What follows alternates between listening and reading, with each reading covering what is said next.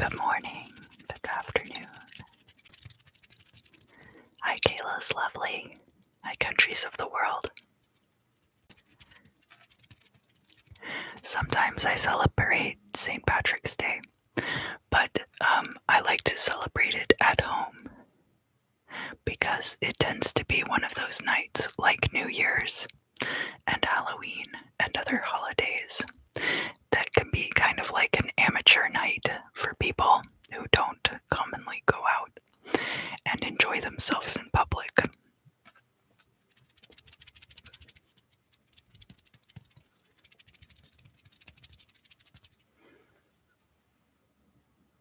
Wearing my Bohemian Grove t-shirt today. I don't go in super deep with the conspiracy theories because some of them tend to be a little bit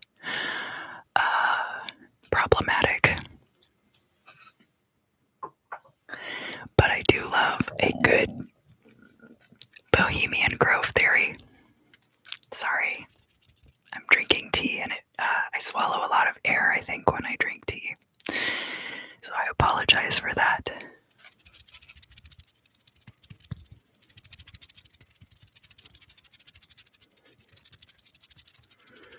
Today we're doing earth signs, right?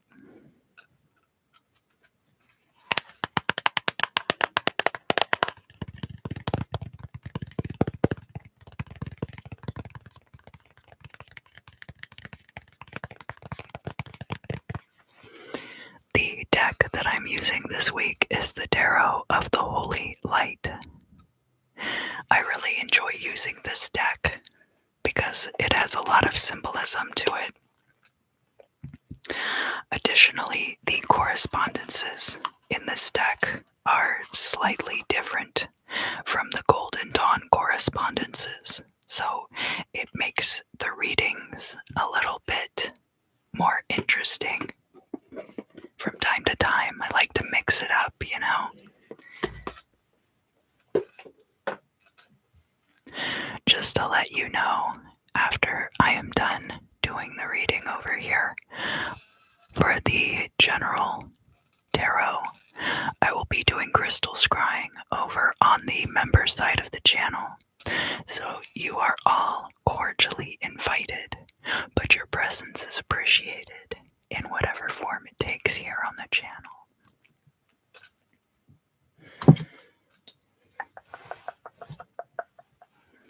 So, because we're working with elemental earth energy today, I'll be using the selenite wand, and I will also be sprinkling a little bit of this natron that has been combined with the ashes of burned protective spells.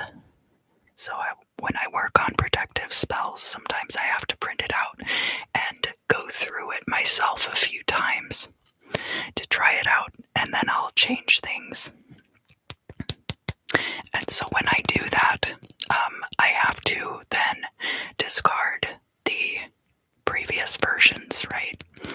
So I burn those because they're very good for making things like black salt and natron that is kind of like black salt, right?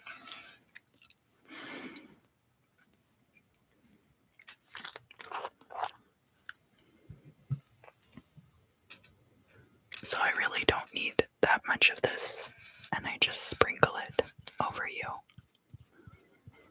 and around the area.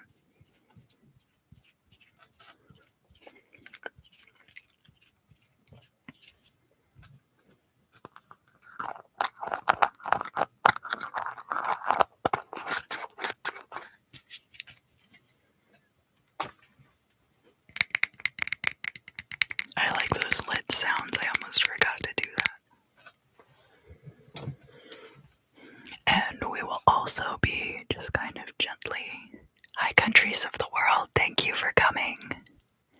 Gently kind of brushing your aura with the selenite wand.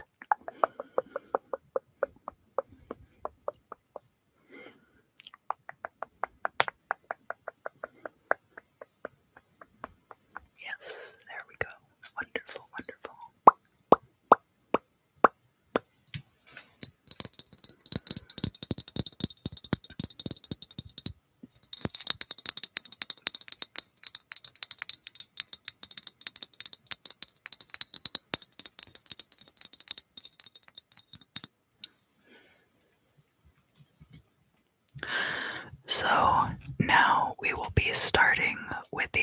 astrological sign of Taurus.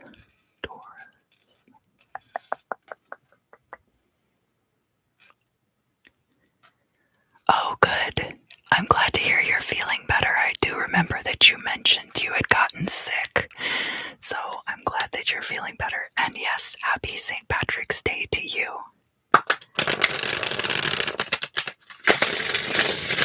I wasn't sure if you celebrated in Scotland. I know we celebrated here because of all of the Irish Americans.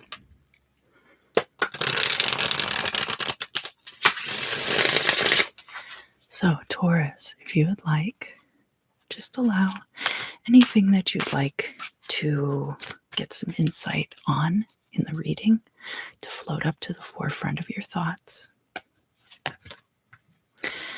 If you start to feel a little bit tense or anxious about any of the concerns that you have, just kind of gently breathe through that energy. As you inhale, take in the divine white light of Source through the crown of your head, through your whole body, down through the soles of your feet. And then as you exhale, just sigh out all that tension and stress.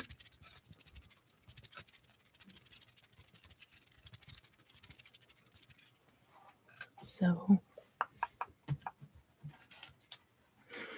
be writing down my timestamp. Today will be St. Patrick's Day. And also that the full moon is going to be today and into tomorrow.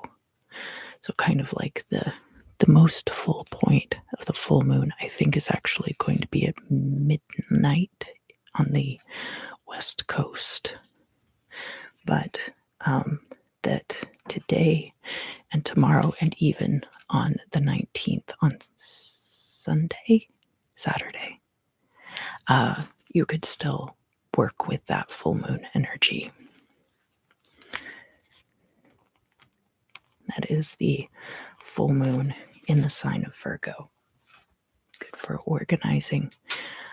Good for being gentle with yourself over organizational details. All right, Taurus, let's look here at the past.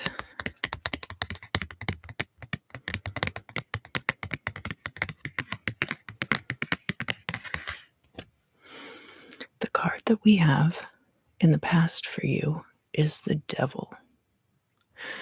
We have dissolution and bringing back together, solve et coagula. We have here the sign of Leo is above the head, I think is a symbol of pride. We also have this triangle, here I'll turn it upright just for a moment, which is associated with fire sign energy or elemental fire energy. We do have water here, fire here, the combination of divine, masculine, and feminine. The sun between them. These two people are very old and have been going through these cycles for a long time. The Devil in this deck is associated with the sign of Sagittarius, which is mutable fire energy. Can be a little bit unstable. Is typically associated with the Temperance card. So why would it be associated with the Devil card in this deck? Well, we do have the idea of the higher self, right? We're trying to bring together these two disparate parts of ourselves so that we can transcend, right? And all of these baser emotions are obstacles that stand in our way toward that end goal. So that would be why you could also associate the Devil card with Sagittarius energy. Feasibly speaking, you could make a reasonable argument for any of the cards in the tarot, and I do recommend this as a meditation device for those of you who would like to get to know your tarot decks better. How would you tie in the energies of any tarot card with any given astrological sign, any planet, perhaps the north and south nodes, etc.? But back to your reading, Taurus. So we have this card in the reverse, and that shows me that in the recent past, you have probably overcome something, Taurus, that was an obstacle to you. And it could have been an addiction, it could have been illness, it could have been any number of things that were controlling your life. I also want to mention that, the devil is number 15. And if we add those two numbers together, we get 6, which is mutable air energy, Gemini, the Lovers. I don't quite remember. I don't have the Lovers out here, so I don't remember in this particular deck what it's associated with. So we won't go heavily on the Gemini correspondence, but the Lovers card, we do see similar ideas to what we have here with the divine masculine and feminine within a person, the baser self and the higher self coming together in an effort to transcend. So the Devil card also implies that there are choices that need to be made on your part in order to reach that higher state. Pardon me a moment.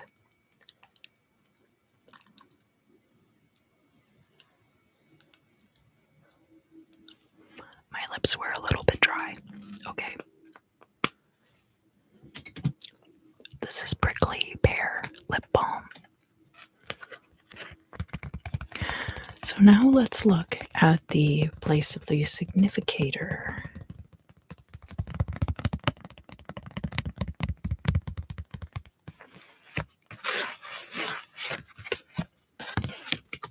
We've come through that trial with the Devil card, and now we see the 4 of Swords in the upright.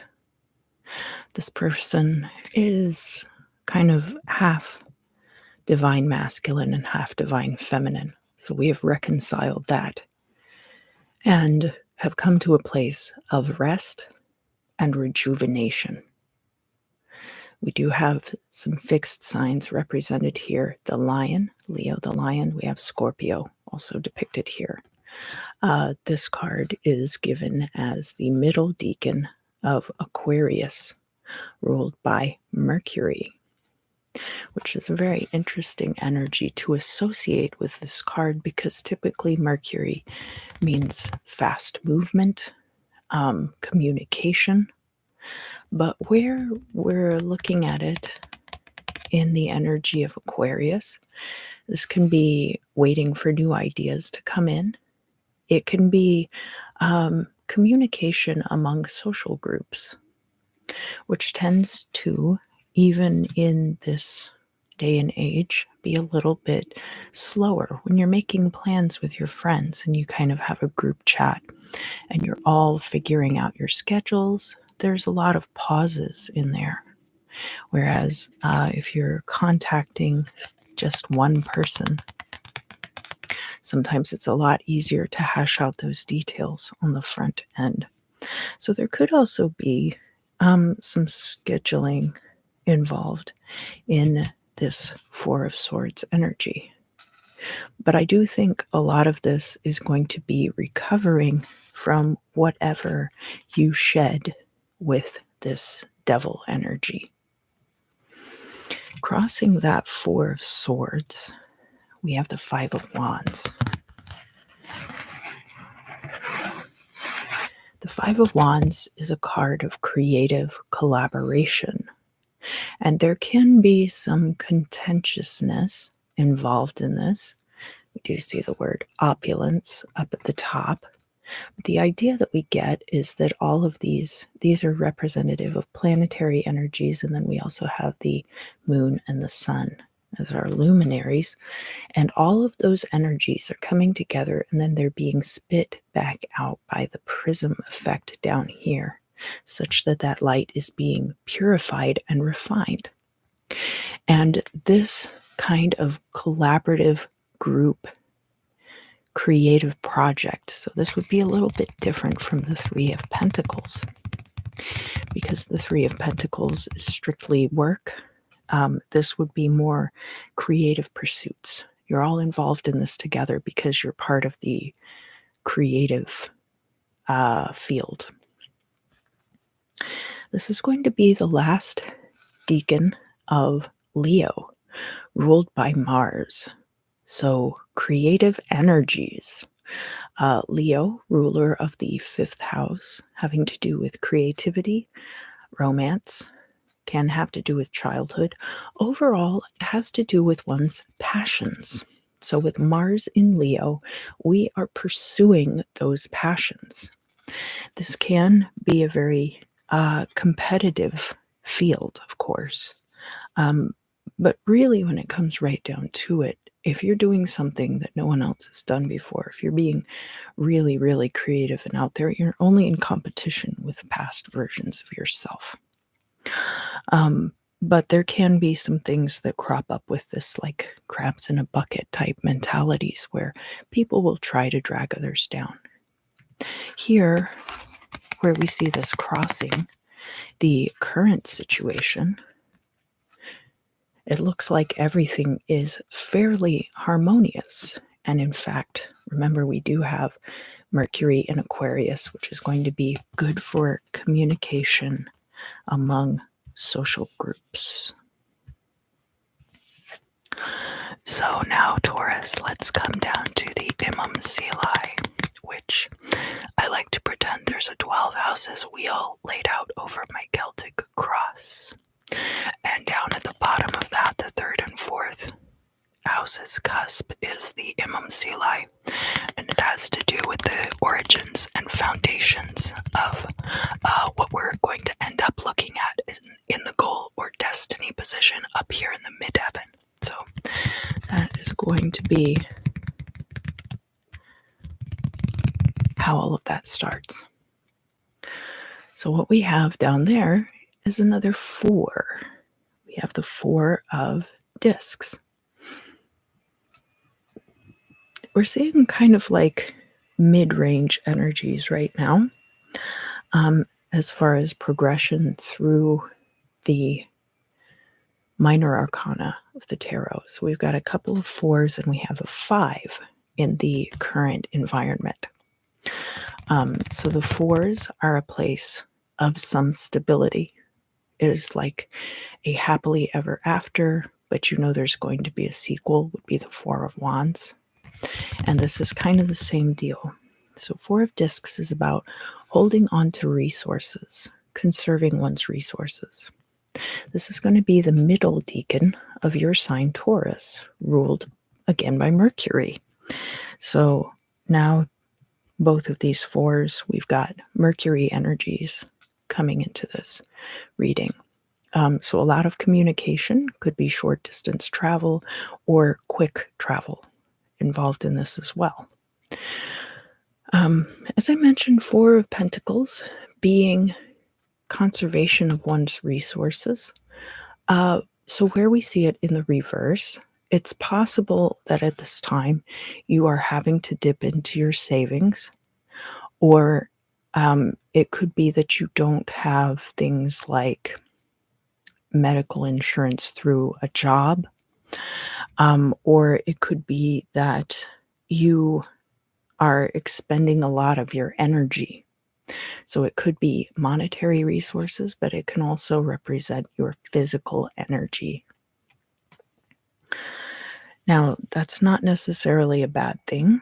Sometimes, that's what savings accounts are for. It's for you to have these resources available when you need them, right? Rainy days do eventually happen to a lot of us. Hear from your perspective. And I think I'll talk about both of the outside perspectives at once. I have shuffled this deck quite a bit.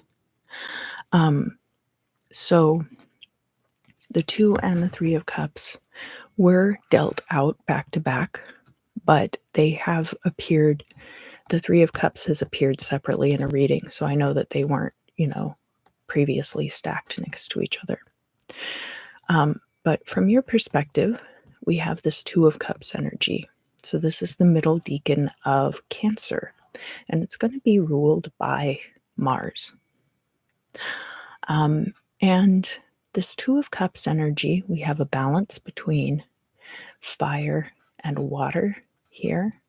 And this Seal of Solomon back here, they have indicated a lot of the planetary energies of the different points. All the different points of the Seal of Solomon have planetary energies.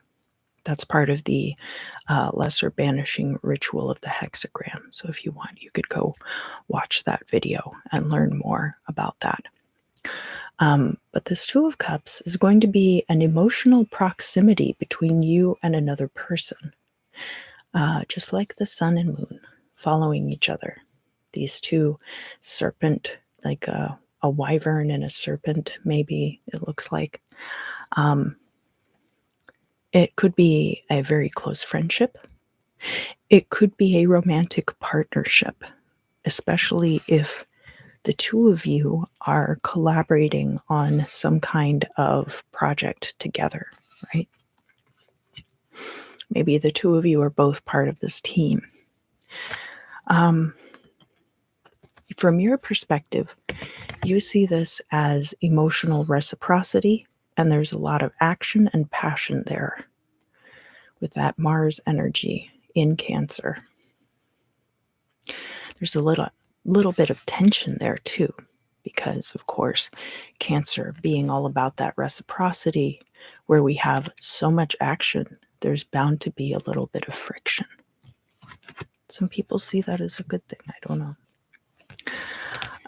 But from an outside person's perspective, and this could be that person that's showing up with you in the 2 of Cups energy, we have the 3 of Cups. So now this is going to be the last decan of Cancer, which is ruled by Jupiter. And the 3 of Cups is more like a friend group. Potentially could be a polycule. I don't know what all of your romantic situations are like, but it doesn't have to be romantic. But they could see the situation as being much more open than just a one-on-one type thing. So that's something important to keep in mind, because along with that, as I mentioned, Mars in Cancer is kind of a energy that creates tension. So Jupiter is also a very fire sign oriented planetary energy. But Jupiter is also associated with the sign of Pisces, which is another water sign like Cancer. Jupiter has to do with proliferation and the abundance of wealth.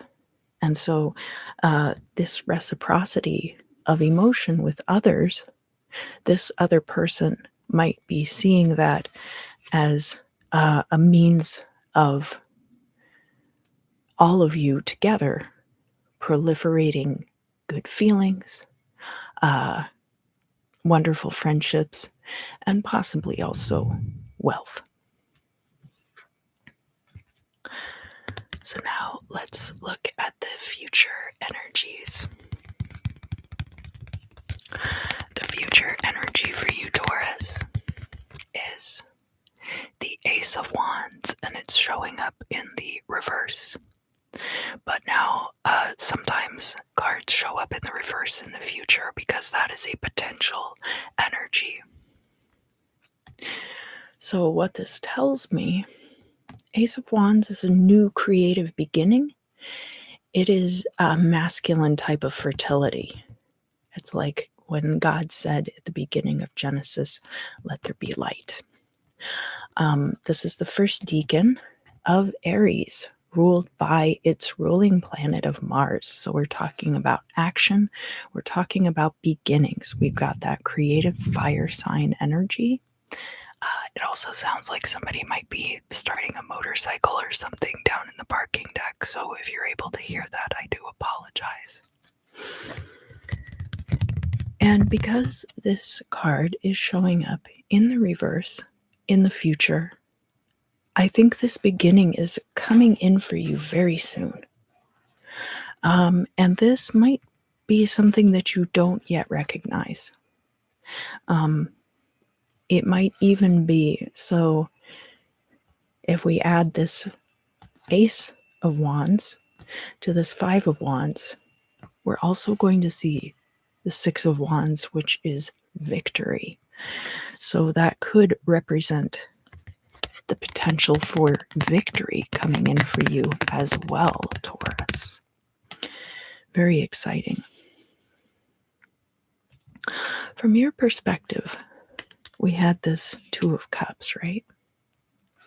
So looking at the hopes and fears, I always like to also look back at your perspective because I feel like that gives us a much more complete understanding of these situations. And here in the hopes and fears, we have the Hanged Man. I'll turn him upright for a moment, but he is appearing reversed in the hopes and fears. So this is going to be Libra energy within this deck. And Libra represents our partnerships, our business dealings with other people, can be court cases, can also be open enemies, right? All those seventh house issues that we look at with Libra. We have the fire triangle here, balanced out by this water triangle above, which is composed of all-seeing eyes. And we also have the figure hanging from inside of this Ouroboros, such that we get the idea that the torment this person is suffering is eternal. Because it is an archetypal energy, the Hanged Man's suffering is seen as an eternal issue for him. Of course, none of us are going to suffer indefinitely. Sometimes the next card, which is the Death card, comes along and takes us out of this, right? The Hanged Man is also about self-sacrifice. And so I think in this situation where we have this card in the reverse and it's showing up in your hopes and fears, you're hoping that you will not be as self-sacrificing as you've been in the past, and that you will not give in to others, even though you really, really love them, right? So now let's look at the midheaven position. That's going to tell us a lot about, so you are dipping into savings, possibly burning the candle at both ends, possibly at this time. What is that going to lead to in the future? It's going to lead to a proliferation of possibilities for you, Taurus. So here we have the Seven of Cups. This is the middle decan of Pisces, and it's ruled by the moon. So in this deck, then you could think of the energy of the Seven of Cups as also being similar to what we see with the moon card in the major arcana. Although in this particular deck, the moon is associated with Aquarius.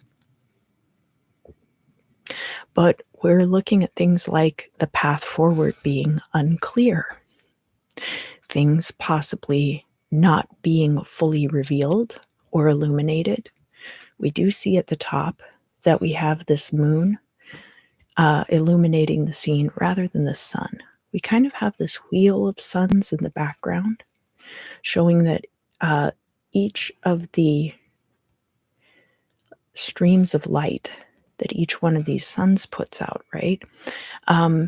That is going to have a slightly different cast, possibly.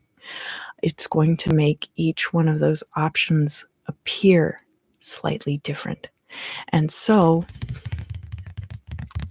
it's going to, rather than illuminate and clarify, illuminate and further obfuscate.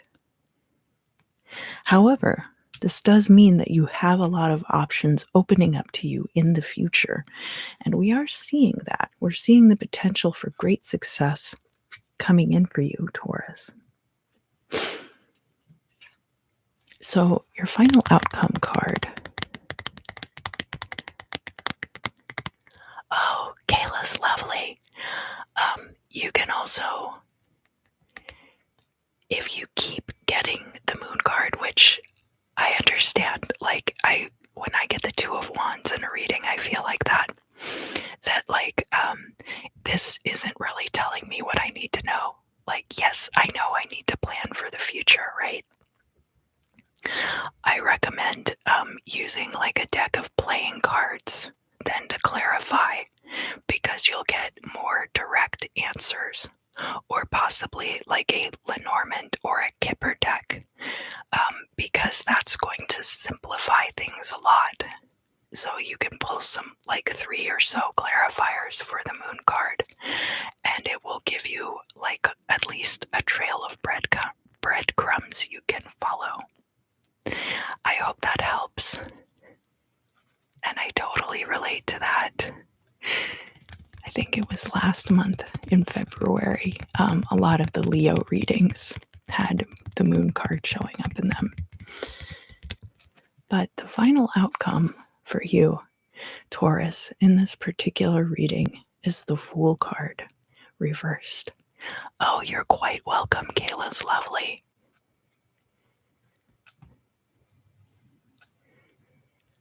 So here on this version of the Fool card, instead of a little white dog as our protector and loyal companion, we have a bear cub, and a rather fierce-looking one at that, probably very fiercely protective of this person, possibly having imprinted upon them as a parental figure. The Fool card is solar energy. So one thing that I interpret that as meaning is that when you see solar energies showing up, it doesn't matter if the card is reversed or if it's in the upright, as far as the positive connotations and the illuminating connotations. So where we had that Seven of Cups showing up in the midheaven, here with the Fool card, we do have a lot more illumination from the sun. The Fool card, when it's upright, the implication is that this person is not looking before them. They do have these intuitive centers of the body activated. They have the third eye, they have the heart, the solar plexus, the loins, the reproductive centers, their passions. We see down here like some lava. So they're getting ready to step through this portal, but they're getting ready to walk out onto molten lava. But where we see the card in the reverse, you are actively using all of these centers in your intuition. And while you may not have all of the answers available to you, it's a lot more about having that intuition guide you, having the benefit of your previous experiences as you enter a new cycle. So the Fool card upright, we're kind of saying cast off all your previous baggage and let go of the past. But where we're seeing the card in the reverse, it's kind of telling you that you know better this time. Fool me once, shame on you. Fool me twice,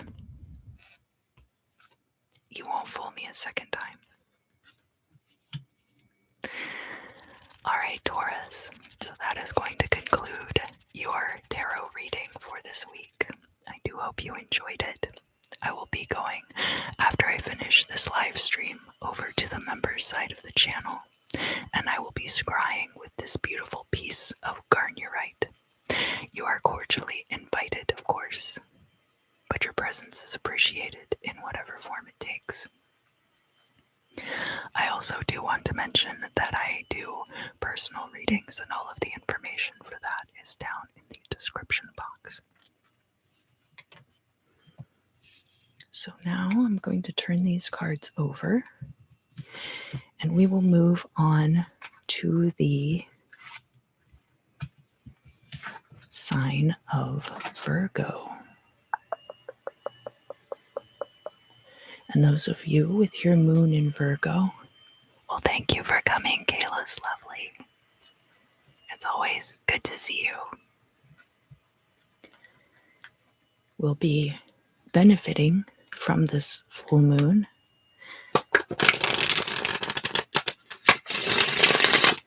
Lunar energies react with everyone differently, and it really depends on where you are in your spiritual path. So I am going to take a moment, just because we are on the Virgo reading for the week, and mention that all of those Virgo traits, so moon in Virgo, can be feminine energies, can be cyclic energies, and it's going to be related to your compartmentalization techniques. It's going to be related to your organization, your analytical skills, and possible neuroses. So again, the moon being an energy that kind of doesn't shed consistent and clear, illuminating light onto issues, but rather kind of colors those issues with our moods and with our own personal cycles. So just remember to be very kind with yourselves, but there are ways that you can use that energy as well.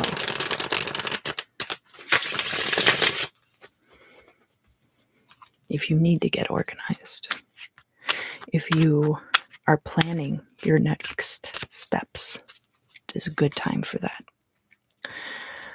So, Virgo, if you would allow the things that you'd like to find out about in this reading to rise to the forefront of your thoughts. If these are things that are kind of stressful to you, just gently breathe through that tension. Inhale and draw in the divine white light of Source through the crown of your head, down through your entire body, through the soles of your feet, into the ground below. And then as you exhale, just sigh out all of that tension, anywhere you feel discomfort. It will be released back to Source and transmuted for you.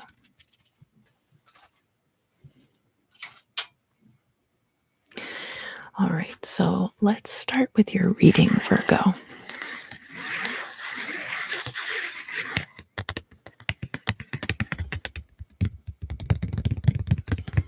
And I guess for those of you who are tuning in later, if you go back about 5 minutes, you can see where I'm talking about the moon in Virgo, the full moon in Virgo specifically, but I put the timestamp right at the beginning of the reading.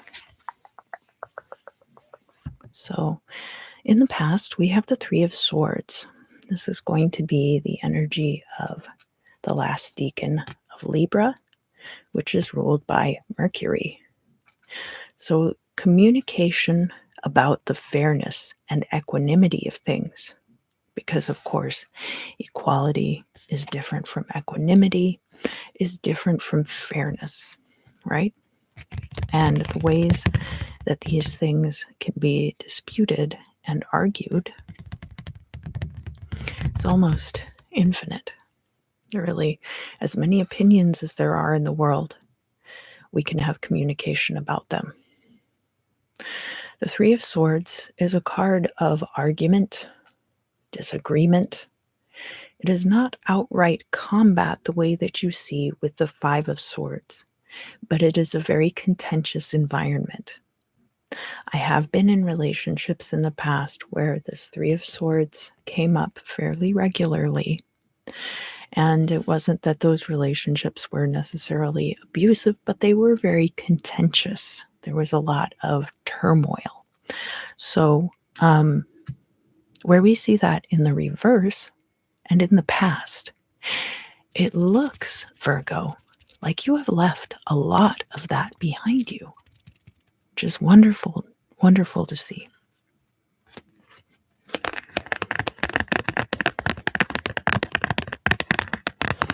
Here in the place of the significator,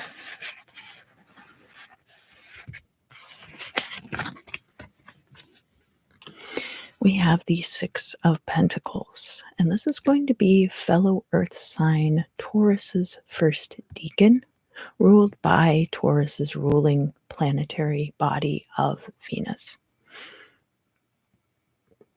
Excuse me. The Six of Pentacles is about the ebb and flow of money. So sometimes on this card, you will see someone giving out charity to others. Where it shows up in the reverse, this can show that you are borrowing money. It can show that you currently have more money going out than you have coming in. And that's not necessarily a bad thing. That's kind of how it is from time to time. But let's continue to read and see what else is going on here.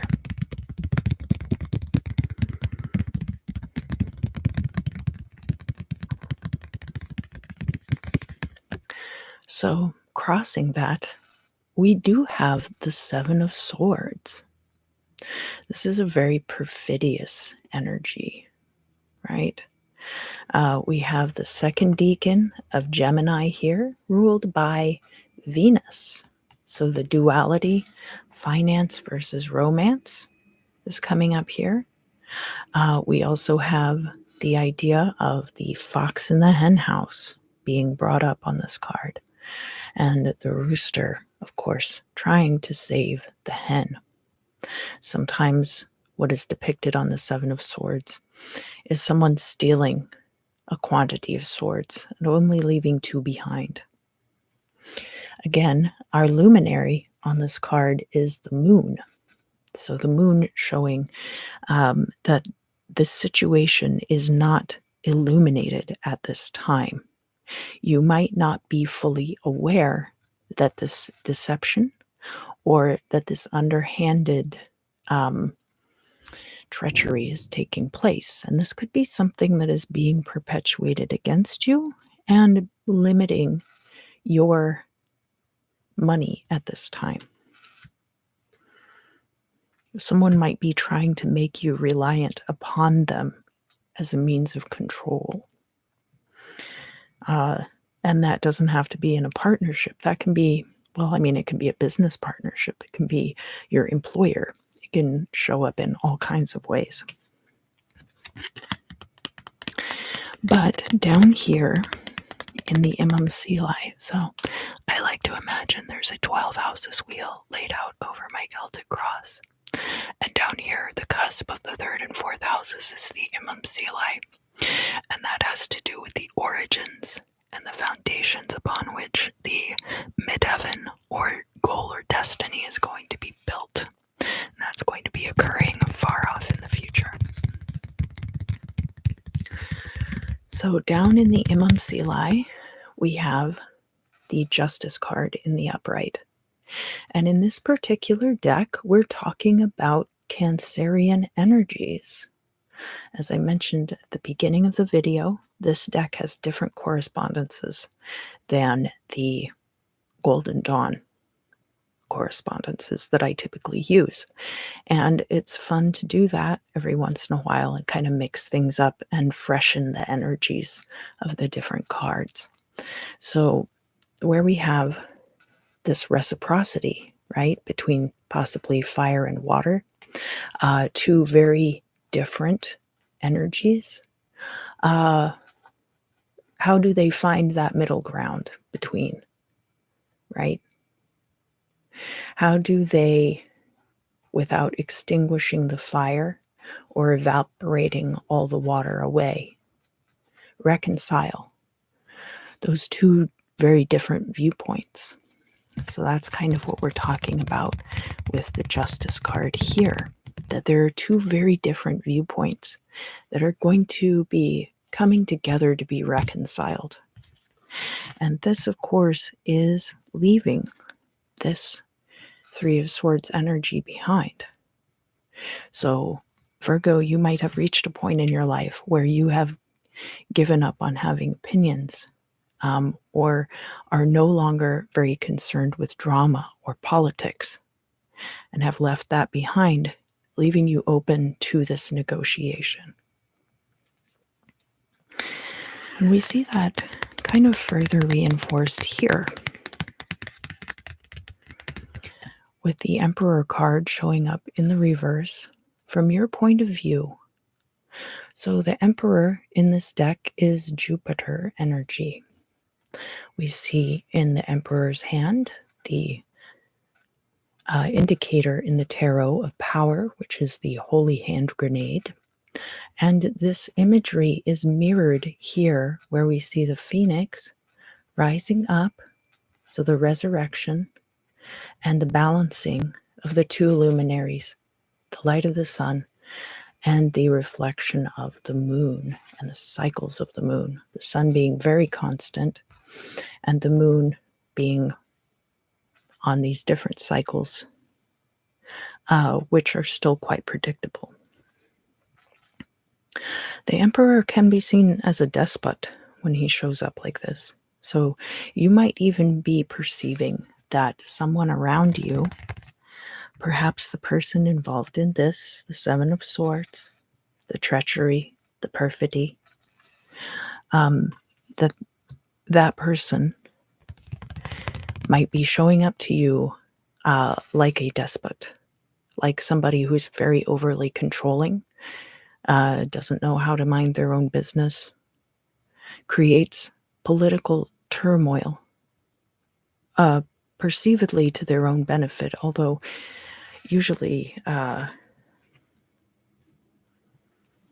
there's a risk-reward assessment there because you have the potential for great glory, but you also have the potential to be horribly murdered. So, that's one of those things that's very, neither here nor there. Creating strife for the sake of creating that chaos so that they can try to take advantage of it. From an outside person's perspective, we have here the Ace of Pentacles, and this is the first decan of Capricorn, ruled by Saturn. So this person might perceive that you are trying to find new sources of income at this time. And that could just be the energy that you're putting out.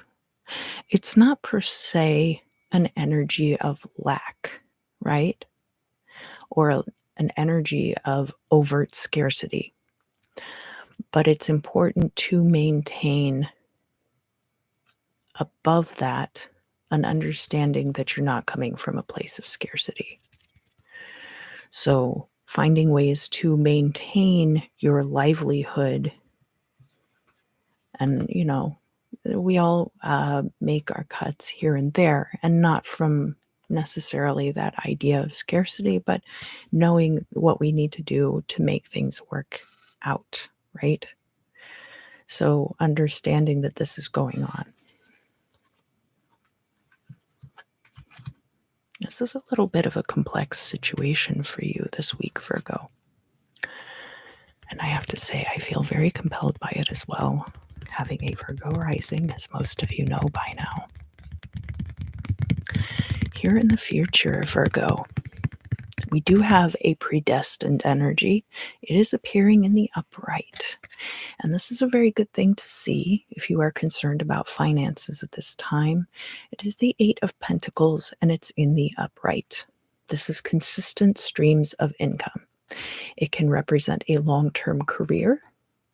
It can also represent many streams of passive income, many ways that money is flowing into you on a regular paycheck type basis. And that is what we see here with the astrological energy, that this is the last decan of your sign, Virgo, and it's ruled by Venus. So, as I've mentioned, Venus is not just about love and romance, it's also about paychecks. So, Virgo being the organization of that, the daily routine, the routine of paychecks, right? So that's what we're looking at with the Ace of Pentacles here. Here in the hopes and fears.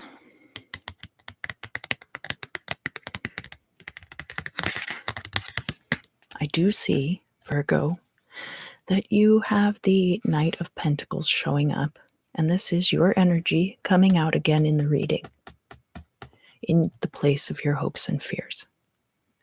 The Knight of Pentacles is, you can see that he's got this shovel here.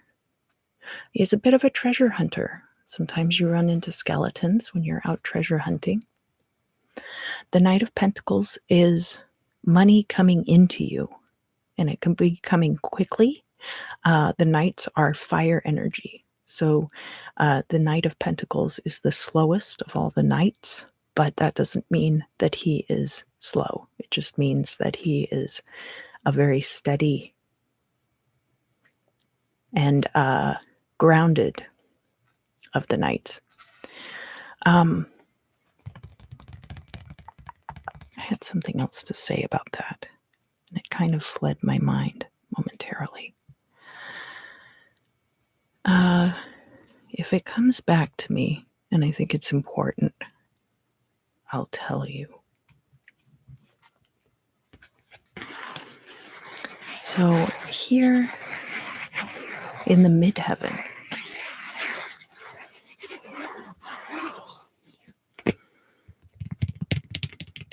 it does look like there is a battle to be fought and won for you, Virgo. This is going to be the final decan of Aquarius, also ruled by Venus. So we have a lot of this Venus energy showing up in your reading. We had the Six of Pentacles ruled by Venus, the Seven of Swords ruled by Venus, Eight of Pentacles ruled by Venus. And now here again, another sword, and it's ruled by Venus. But this Justice card, so whatever this justice is, I think that the eventual outcome of this is going to be a victory for you, a very divisive victory. Because when we're talking about people's personal feelings with the sign of Cancer, it is not as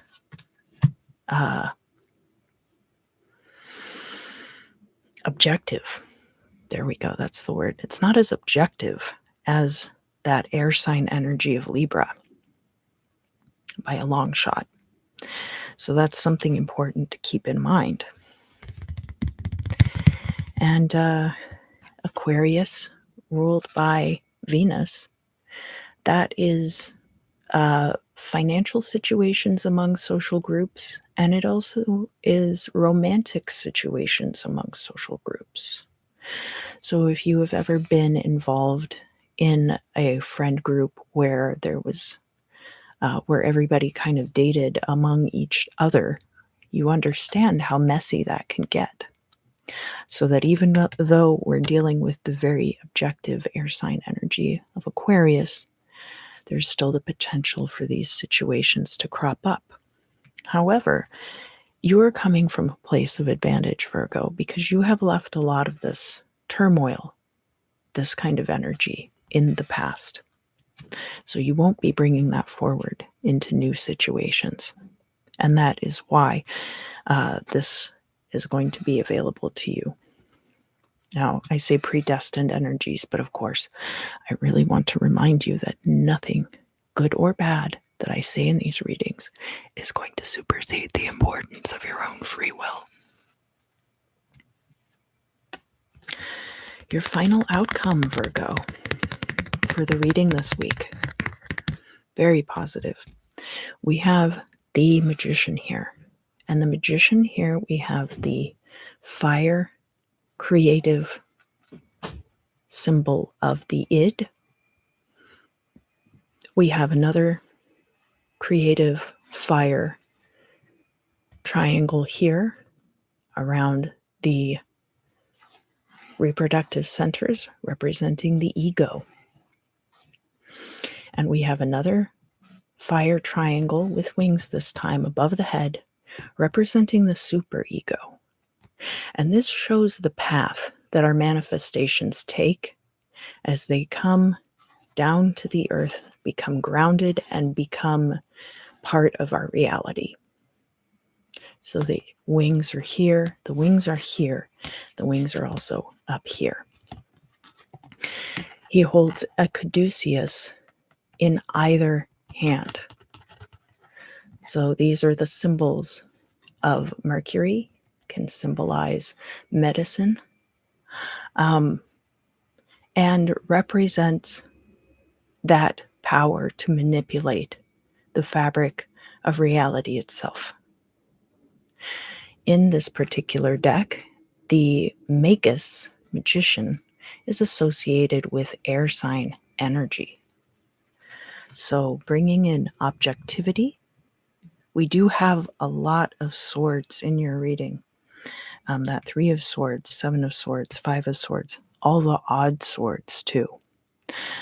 So the even swords are more about our own impact on our own destiny. And the odd swords are the ones that tend to be a little more contentious until we get up into like the 8 of Swords and then the 10 of Swords that really have a lot to do with being trapped and then freeing oneself from those bonds. But this is a very objective energy. I think I just said that, but circling back around to that idea that you have a lot more control over these situations than you realize. I do see a lot of money showing up in the reading as well. We had 6 of Pentacles, Ace of Pentacles, 8 of Pentacles, Knight of Pentacles, right? So some concerns about where one's money is going to be coming from in the future.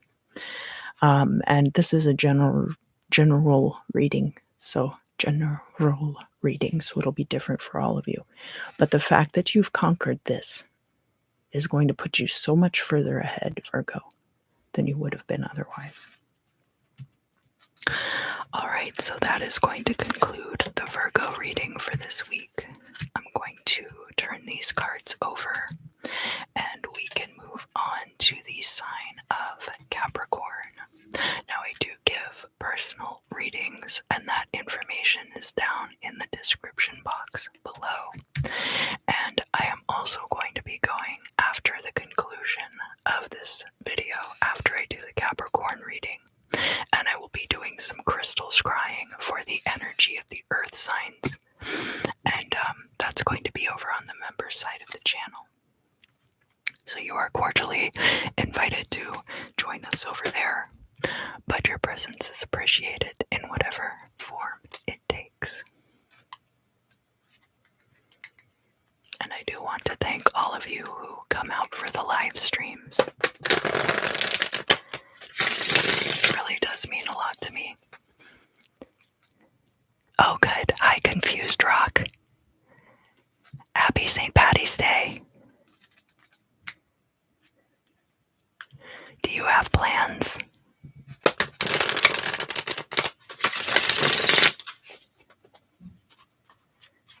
So Capricorn, if you would, just allow any issues that you'd like to deal with over the course of the reading to float up to the forefront of your thoughts. And wait there patiently. If these are things that you find troubling to your heart and spirit, I encourage you to take some deep breaths, kind of breathe through that tension, as you inhale, draw down the divine white light of Source through the crown of your head and through your whole body, through the soles of your feet into the ground below. And then as you exhale, sigh out that tension. It will return to Source and be transmuted. I'm very excited to hear about your playing your bagpipes. I have a friend who plays the bagpipes, and my father often threatened to learn to play the bagpipes, and I don't know if he ever decided to do that or not. I purchased a Mediterranean bagpipe, but that's, I think, a little bit easier, or rather a lot easier to play than the traditional Scottish kit. So that's really cool. Thank you for sharing that.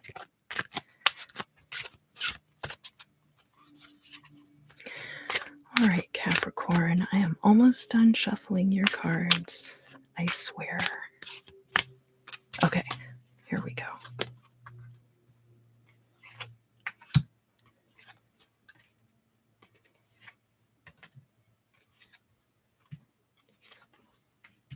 Interesting.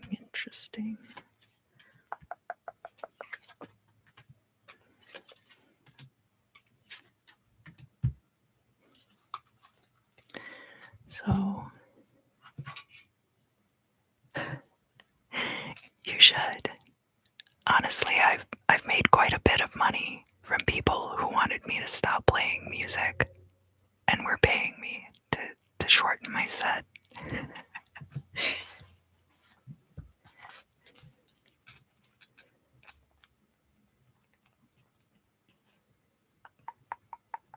Okay. So, let's start here in the past for you, Capricorn. We have the King of Wands showing up in the reverse. This is associated with the fire sign of Leo. The King of Wands is someone who leads through charisma, someone who leads through their creative prowess, and someone who they can be a little bit of a loose cannon from time to time, potentially, but very creative type, and very powerful. We have fire energy stoked by the consistent oxygen of air. Now, this King of Wands showing up in the past for you could indicate that this was someone who was in your life, who has recently departed from your life for whatever reason. The King of Wands showing up here could also be if you were a supervisor role at a creative type job. You could have even been at a tech company, but been in like a music supervisor role or something like that. So that's another potential thing. It can also be if you had attained some success in creative fields and decided to leave that, or decided to take a break even. We won't give it as final as leaving. Let's look at the place of the significator. So here in the place of the significator, we have the Page of Cups, representing the season of summer. We're not in summer yet. That will be in a couple of months. But the Page of Cups here, we see this window of opportunity here in the background with water pouring out. And this page has a cup in their hand. So the Page of Cups can be about an offer. This can be an offer of a job. It can be a romantic offer as well. And it can have to do with in this situation, because it's showing up in the place of the significator, either that you are the one making the offer or that someone has extended an offer to you. And it's probably a pretty big deal because the place of the significator would be a pivotal position in which to get this card. Hi, countries of the world, welcome back. So crossing the significator, we have the 10 of Wands. How did the corner of my card get bent like that? How embarrassing. Anyway, the 10 of Wands, we're looking at all the fire sign energies together in this deck. It has to do with burdens. It has to do with oppression. We can see these stakes upon which we have horned serpents, this big pile of sticks, and in the background, a wildfire raging. The sun and the moon in the sky at the same time. Very burdensome, very oppressive. But about to change, because when we get to the end of the one cycle with the tens, we're getting ready to begin the next cycle. So down here in the MMCLI, I like to imagine that there's a 12 houses wheel superimposed over my Celtic cross spread.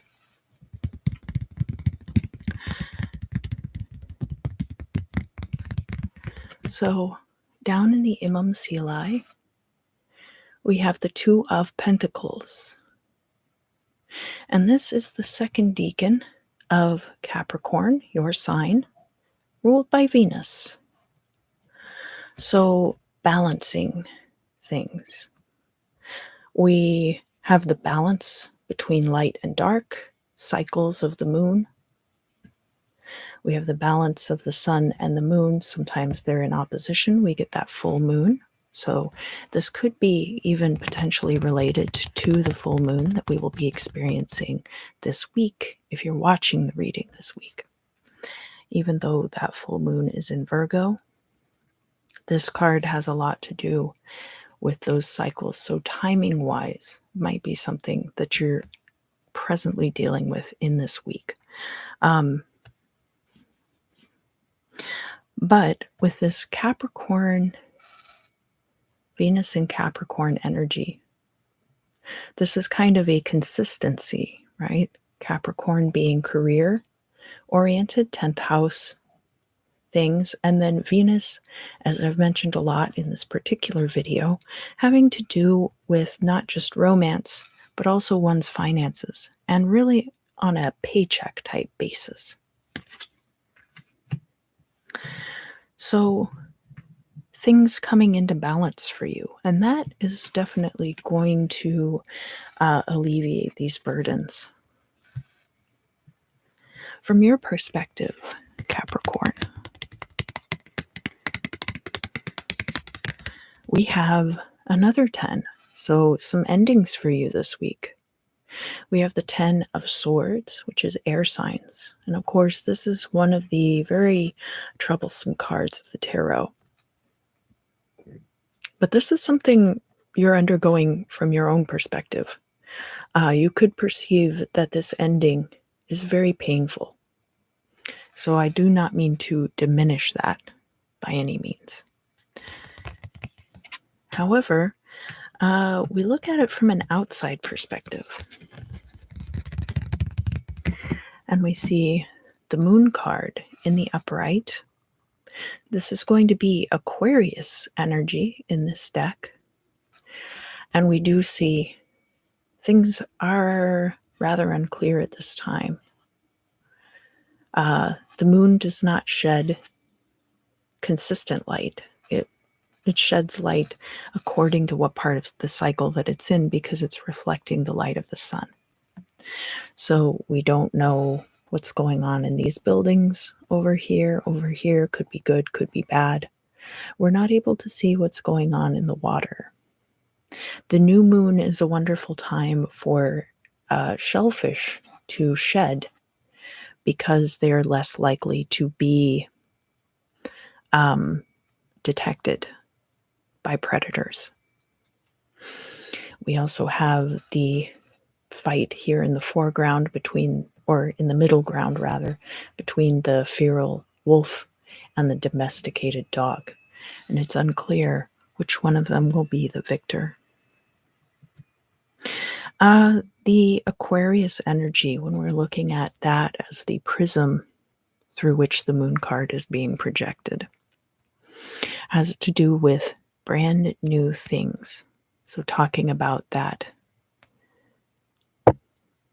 Oh, countries of the world, you asked me that yesterday. Hello, Siddharth. It's nice to meet you. Thank you for coming.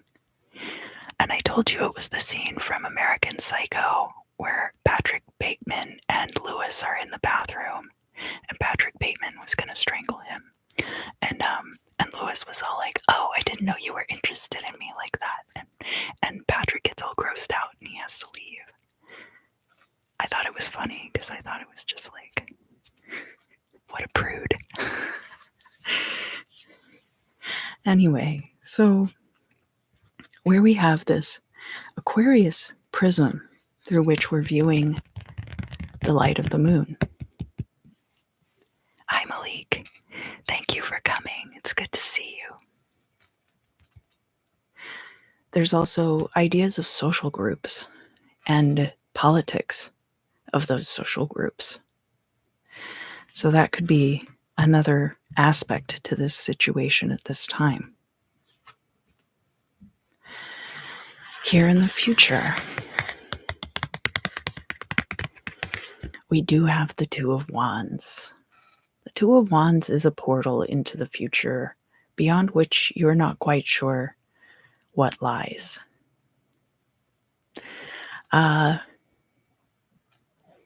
So this is going to be the second decan of Aries, and that is ruled by the sun. The Two of Wands is your planning, your vision boarding, and your looking out into the future to predict your own success. So I kind of don't like getting it in future positions. Happy Holy Festival to you, Siddharth. And countries of the world. I actually really like the X-Files. So when Agent Scully would be doing all the autopsies, she would wear latex gloves for that, but it wasn't the main focus of my interest in those scenes. But thank you for asking. So let's look now at your hopes and fears.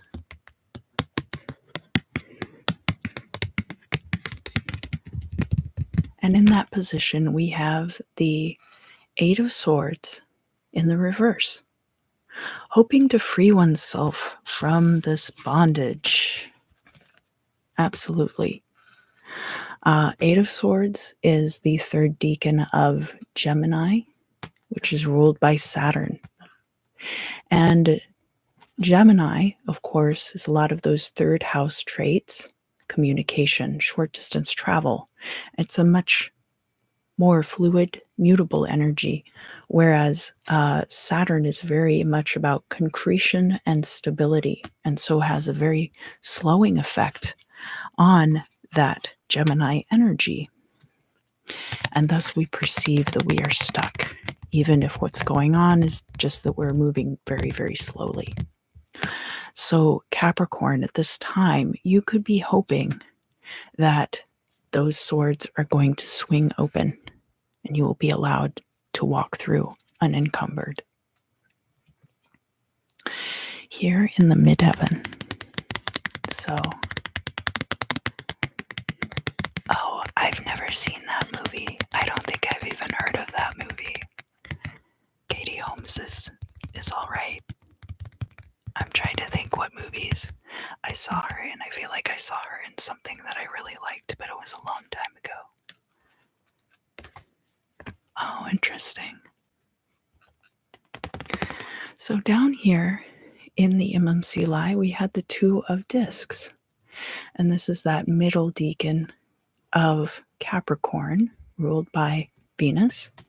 So up here in the midheaven, we're progressing organically to the Three of Discs. And that will be the third decan of Capricorn and ruled by Mercury. So very much a progression of that energy. The Three of Discs is about balance a bit. We do have this analog for the Holy Hand Grenade here, talking about power. So we have the resurrection of the Phoenix. We have the balancing of the nocturnal and diurnal. And we have collaborative effort. So these people here, and they're also working together with this bird, which is providing support for the whole venture. Harmony. We have the sun and the moon providing equal illumination. It can be about your professional reputation, and it can also be about group work. So now that everything has stabilized for you, you will be possibly this offer is for a group project that will bring you money. The final outcome. Oh, thank you. The final outcome for you today, Capricorn, is the Empress, and it is reversed. So we see Venus energy showing up again.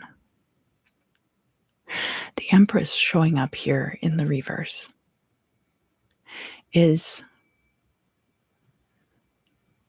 can have to do with the divine feminine, can have to do with traditionally feminine roles, but most importantly is about sowing the seeds that will be grown over a period of time.